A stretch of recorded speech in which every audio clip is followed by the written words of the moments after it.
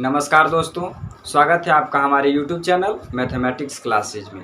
तो आज हम लोग स्टार्ट करने जा रहे हैं फिजिक्स का चौथा चैप्टर विद्युत इलेक्ट्रिसिटी।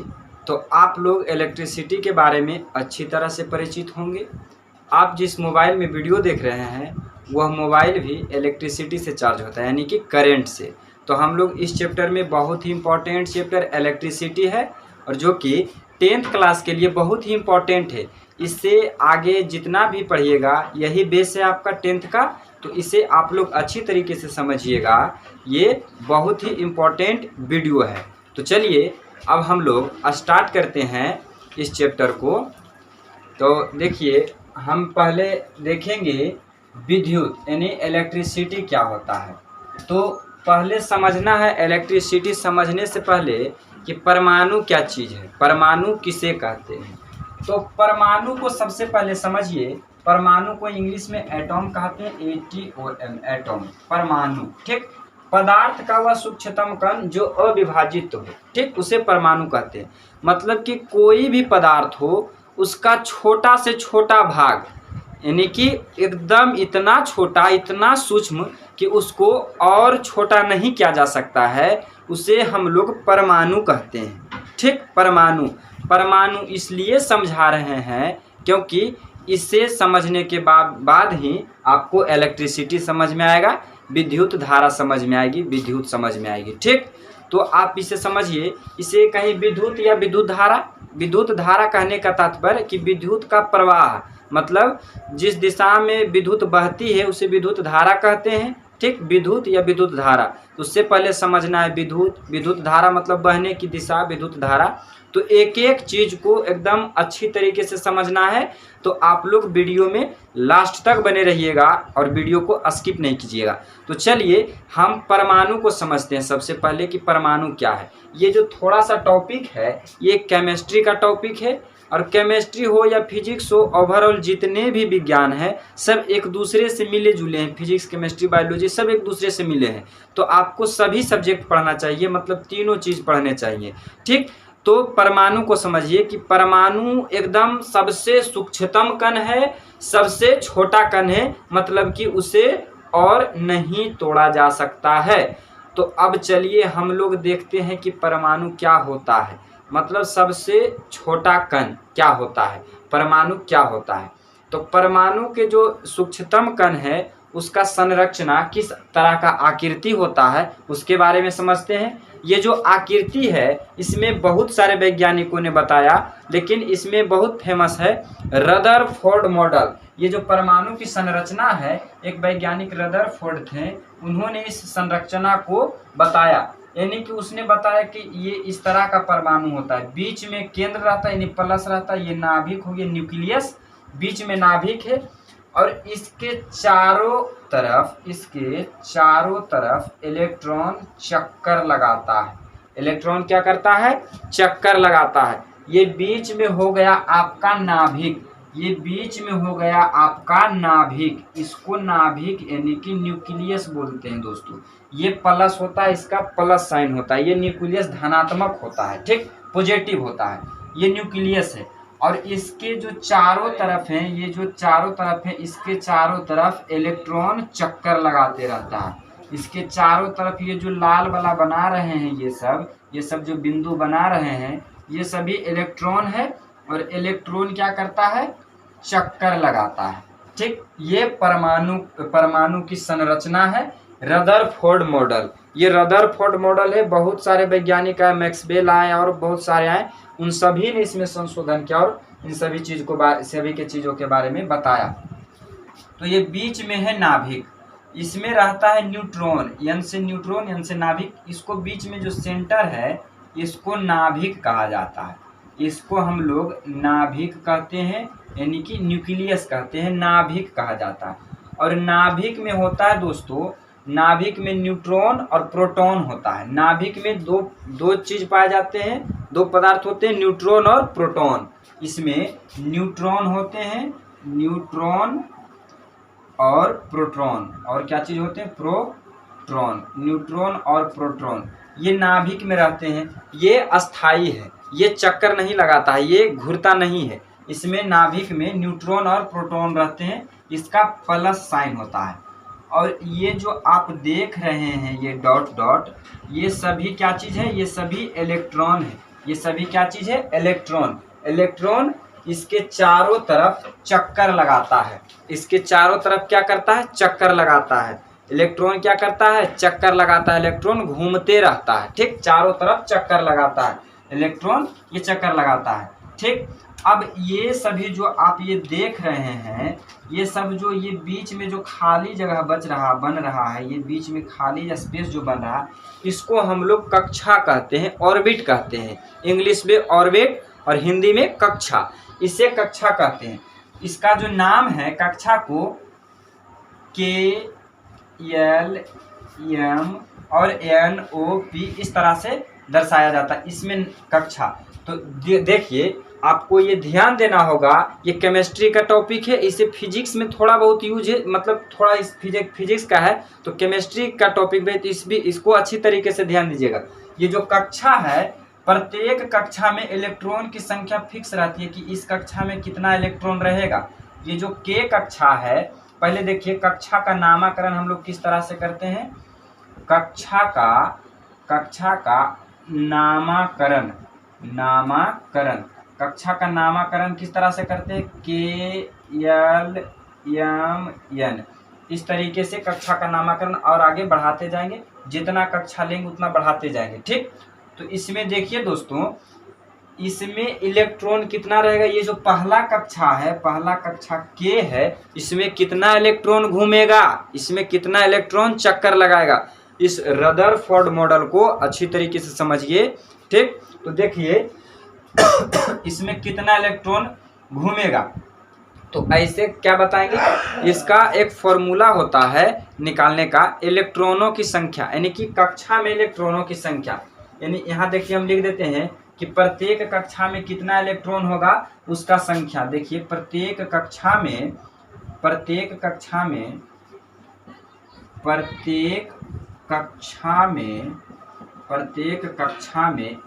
इलेक्ट्रॉन पर माइनस चार्ज होता है, माइनस चार्ज। कक्षा में इलेक्ट्रॉन की संख्या बराबर ये होता है 2n²। ये फॉर्मूला होता है, कक्षा कितना इलेक्ट्रॉन, कौन कक्षा में कितना इलेक्ट्रॉन रहेगा, 2n²। और जहाँ n है, n क्या चीज़ है भाई, तो n हो गया कक्षा की संख्या, कि कितना नंबर कक्षा में है, कितना संख्या में। तो अब बताइए कि हम पहला कक्षा में पूछना चाहें, यानी कि आप बताइए कि K कक्षा में कितना इलेक्ट्रॉन है, कक्षा K में कितना इलेक्ट्रॉन है, तो कैसे निकालेंगे, 2n² पर, कौन स्क्वायर पर, 2n² पर। तो देखो 2 का तो 2 ही रहेगा, 1 कौन कक्षा में, पहला कक्षा में। देखो ये पहला कक्षा, ये तो नाभिक हो गया, ये नाभिक है, ये नाभिक, इसमें न्यूट्रॉन और प्रोटॉन रहता है, ठीक, न्यूट्रॉन और प्रोटॉन, ये नाभिक हो गया। और ये देखिए ये क्या चीज़ हो गया, कक्षा, पहला कक्षा। तो पहला कक्षा में 2n² फॉर्मूला से निकालेंगे तो क्या हो गया, 2 इंटू n कितना है, n पहला कक्षा यानी कि नंबर, कक्षा की संख्या, कक्षा की संख्या 1, तो 1 का स्क्वायर करेंगे यानी कि 2 × 1 तो 2 होगा। यानी कि पहला कक्षा में के गो इलेक्ट्रॉन घूरेगा, 2 गो। पहला कक्षा में के गो इलेक्ट्रॉन चक्कर लगाएगा, 2 गो। तो इसमें 2 इलेक्ट्रॉन चक्कर लगाते हैं, 2 गो इलेक्ट्रॉन चक्कर लगाएगा, ठीक। अब दूसरा कक्षा में हम जानना चाहेंगे कितना लगाएगा, तो यहाँ पर संख्या बदलेंगे, संख्या नहीं, दूसरा कक्षा में तो 2 दूनी 4, कितना हो जाएगा, 2 का स्क्वायर करेंगे तो 4, ये 4 हो गया, और 4 दूनी 8, यानी कि दूसरा कक्षा में कितना इलेक्ट्रॉन चक्कर लगाएगा, 8। दूसरा कक्षा में 8 इलेक्ट्रॉन चक्कर लगाएगा। तो इस टॉपिक को आप लोग अच्छी तरीके से ध्यान से देखिए, ये केमिस्ट्री में भी यूज होने का है, ठीक, इसका केमिस्ट्री में भी यूज होता है, तो इसमें आप अच्छी तरीके से देखिए। अब यम हो गया, यम कक्षा, तो यम कक्षा में कितना लगाएगा, यानी तीसरा कक्षा, यहाँ पर 3 हो जाएगा, यानी कि 9 और 9 दूनी 18, तो यहाँ पर यम कक्षा में 18। यन कक्षा में इस तरह से आप लोग इलेक्ट्रॉन की संख्या निकाल सकते हैं कि प्रत्येक कक्षा में कितना इलेक्ट्रॉन होता है, ठीक। इलेक्ट्रॉन आप देखिए कि एक इलेक्ट्रॉन जो है, एक इलेक्ट्रॉन, हम एक इलेक्ट्रॉन का चर्चा कर रहे हैं, कितना का, 1। पहला कक्षा में कितना इलेक्ट्रॉन, आप लोग कमेंट करके बताइए, पहला कक्षा में 2 इलेक्ट्रॉन, ठीक। तो हम एक इलेक्ट्रॉन के बारे में हम बात करेंगे, क्योंकि एक के बारे में हम जानेंगे तो एक से ज़्यादा के पूछेगा या फिर एक के कम से पूछेगा, जितना के पूछेगा हम उतना के बता सकते हैं मान। तो एक इलेक्ट्रॉन का जो आवेश होता है, आवेश मतलब गति करने की स्पीड, उसकी स्पीड कितनी होती है एक इलेक्ट्रॉन की आवेश। तो एक इलेक्ट्रॉन का आवेश होता है, देखो इलेक्ट्रॉन का आवेश और प्रोटॉन का आवेश, इलेक्ट्रॉन और प्रोटॉन। अब कहेगा कि न्यूट्रॉन क्या होता है, तो neutron is a neutral, neutron neutral है, उसमें कुछ नहीं होता है। जो न्यूट्रॉन है, ये जो न्यूट्रॉन है, यहाँ से दिखाते हैं न्यूट्रॉन, न्यूट्रॉन ये न्यूट्रॉन होता है, ना प्लस है ना माइनस, इसको कोई दुनियादारी से मतलब नहीं, ये जीरो है, ये शांत है, ये न्यूट्रल है, इसको कोई आवेश कोई अति नहीं, चुपचाप ठोसल रहता है, एकदम बोध नियर बैठल रहता है, इसको न्यूट्रॉन को कोई मतलब नहीं है घूरना है कि नहीं घूरना है, ठीक। इलेक्ट्रॉन देखो, इलेक्ट्रॉन और प्रोटॉन का मान एक ही होता है। इलेक्ट्रॉन का मान होता है, एक इलेक्ट्रॉन का मान होता है, देखिए यहाँ पर हम लिख दिए हैं, एक इलेक्ट्रॉन में आवेश कितना होता है, एक इलेक्ट्रॉन में कितना आवेश होगा, 1.6 इंटू 10 टू द पावर -19 सी से कुलम्ब, सी से कुलम्ब, यानी यहाँ पर देखिए आवेश का एसआई मात्रक कुलम्ब होता है, आवेश का एसआई मात्रक कुलम्ब। जितने भी एसआई मात्रक हैं आप लोग फिजिक्स में याद रखिएगा, एसआई मात्रक, यहाँ से देखिए एसआई मात्रक कुलम्ब, आवेश का एसआई मात्रक कुलम्ब होता है, सी से इसको दर्शाते हैं, सी से कुलम्ब, तो आवेश का एसआई मात्रक कुलम्ब होता है। जितने भी एसआई मात्रक हैं, जितने भी फिजिक्स का फॉर्मूला है, दर्पण सूत्र, लेंस सूत्र, ठीक, और बाकी जितने भी आवेश का मात्रक हो गया, इलेक्ट्रॉन हो गया, ये सब मतलब जितने भी हो गए मात्रक, विभवांतर, विभव, आगे ये सब के बारे में पढ़ेंगे। तो एसआई मात्रक आप लोग कंफर्म रखिएगा, 5 नंबर एसआई मात्रक से पक्का, आप 5 ऑब्जेक्टिव क्वेश्चन देगा एसआई मात्रक से, 5 गो पक्का रहेगा, ठीक। और ये सब मान याद रखिएगा, ये सब ऑब्जेक्टिव टाइप क्वेश्चन है।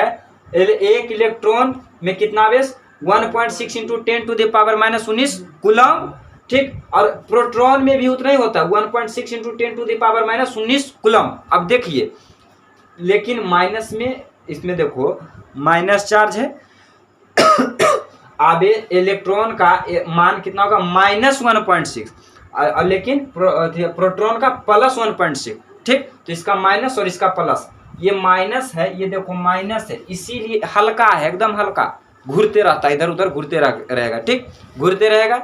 और केमिस्ट्री में पढ़ेंगे तो रिएक्शन करेगा, इसमें घूरते रहता है, इलेक्ट्रॉन घूरते रहता है।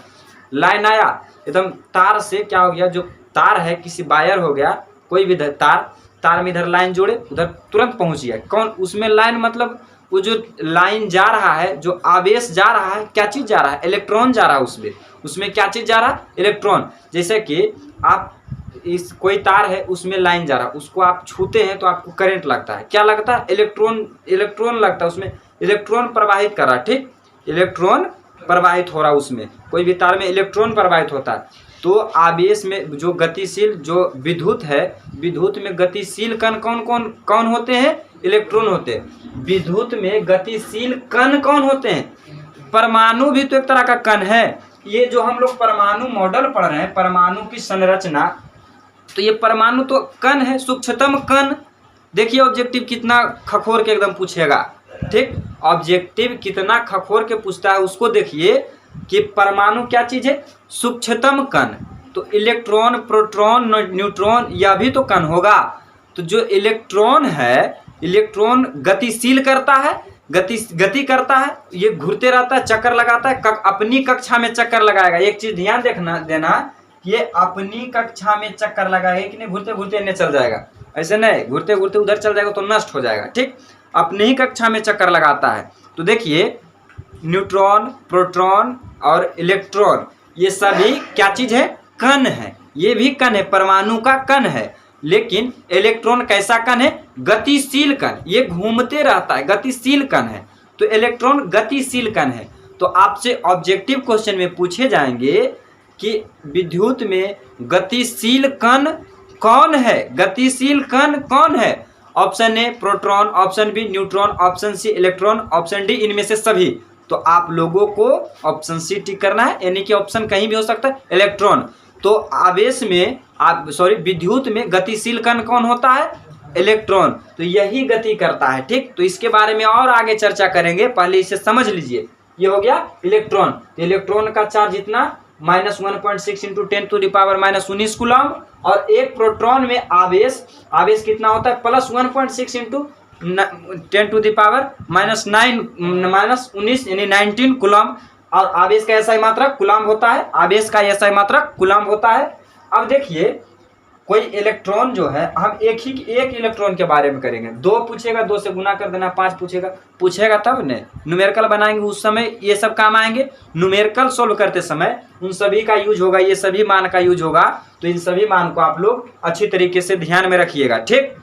अब देखना है कि इलेक्ट्रॉन का कुछ तो वजन होगा, उसका कुछ तो वेट होगा, तो एक इलेक्ट्रॉन का द्रव्यमान होता है 9.11 इंटू 10⁻⁻28 ग्राम, -28 ग्राम, 9.11 10⁻⁻28 ग्राम। और इसका देखिए कितना होता है, एक प्रोटॉन का द्रव्यमान 1.67 इंटू 10⁻⁻24 ग्राम। तो ये सभी जो मान लिखे हैं, ये सभी मान को आप लोग याद रखिएगा, ये सभी ऑब्जेक्टिव क्वेश्चन के लिए कंपलसरी है, ठीक। तो ये इलेक्ट्रॉन प्रोटॉन मतलब कि ये जो परमाणु के बारे में था, विद्युत पढ़ने से पहले आप लोगों को परमाणु जानना पड़ेगा, परमाणु मॉडल यानी कि परमाणु संरचना जानना पड़ेगा। परमाणु संरचना में सबसे फेमस रदरफोर्ड मॉडल है, तो इस मॉडल को जानना पड़ेगा। इसमें जितने भी ये गैप दिख रहे हैं, इन सभी को कक्षा बोला जाता है। तो इन कक्षा में इलेक्ट्रॉन चक्कर लगाता है, घूरते रहता है, एकदम चक्कर पकड़ करते रहता है, इलेक्ट्रॉन घूरते रहता है, और प्रत्येक जो भी इलेक्ट्रॉन है वह अपने ही कक्षा में घूरेगा, इधर से उधर नहीं चल जाएगा बिन मतलब के, अपना ही कक्षा में चक्कर लगाएगा। अब इस चीज को ध्यान देना, कोई जरूरी नहीं है कि बिंदु यहाँ है तो यहीं रहेगा, जहां तहां भी रह सकता है, क्योंकि ये घूर रहा है, रुका हुआ नहीं है, ये चक्कर लगा रहा है, इस तरह से घूर रहा है, सभी घूर रहे हैं, ठीक। और नाभिक में, ये जो नाभिक है न्यूक्लियस में, न्यूट्रॉन और प्रोटॉन रहता है, और इलेक्ट्रॉन चक्कर लगाता है, इलेक्ट्रॉन पर माइनस चार्ज होते हैं। इन सभी बातों को अच्छी तरीके से ध्यान दीजिएगा। आप लोग स्क्रीनशॉट लेना चाहते हैं तो स्क्रीनशॉट ले लीजिए, और पीडीएफ के लिए आप लोग कमेंट कीजिएगा। और नेक्स्ट वीडियो में हम लोग आवेश के बारे में अच्छी तरीके से पढ़ेंगे कि आवेश क्या होता है, और एक एक न्यूमेरिकल, एक एक फॉर्मूला, बाकी थ्योरी वगैरह सबको अच्छी तरीके से हम लोग देखेंगे। तो आपको पीडीएफ चाहिए तो उसमें कमेंट कीजिए कि पीडीएफ लिख दीजिए, हम पीडीएफ आपको सेंड कर देंगे, ठीक। तो इस वीडियो को अपने दोस्तों में शेयर कीजिए दोस्तों, यदि आपको समझ में आया हो तो। मिलते हैं नेक्स्ट वीडियो में, यही टॉपिक को आगे बढ़ाएंगे। आज के लिए इतना ही, जय हिंद।